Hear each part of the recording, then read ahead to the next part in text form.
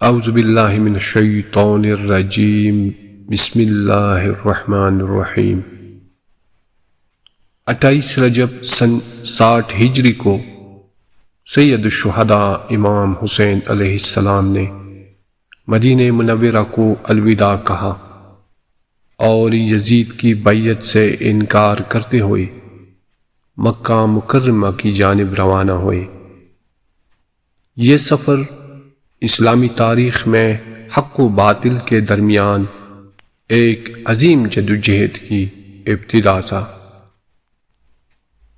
روانگی سے قبل امام حسین علیہ السلام نے اپنے خاندان اور اہل مدینہ کو جمع کیا اور ایک تاریخی خطبہ ارشاد فرمایا، جس کا خلاصہ یہ تھا: یزید کی بیعت سے انکار۔ امام حسین علیہ السلام نے واضح فرمایا کہ یزید جیسے ظالم، فاسق اور فاجر شخص کی بیعت کرنا دین اسلام کے اصولوں کے خلاف ہے۔ حق کی پاسداری۔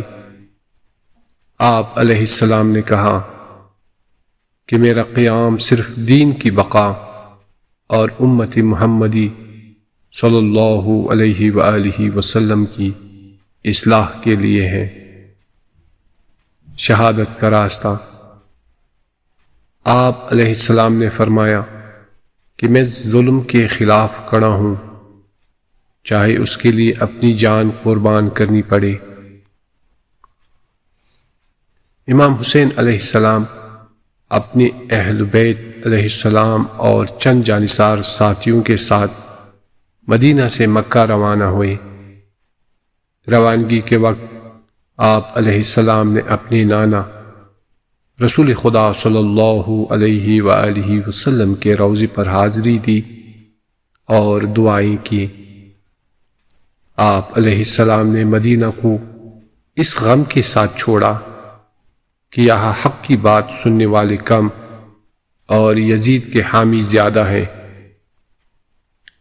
یہ سفر مکہ، پھر کوفہ اور آخر کار کربلا تک پہنچا، جہاں امام حسین علیہ السلام نے شہادت کا عظیم واقعہ پیش کیا اور حق و باطل کے درمیان فرق واضح کر دیا۔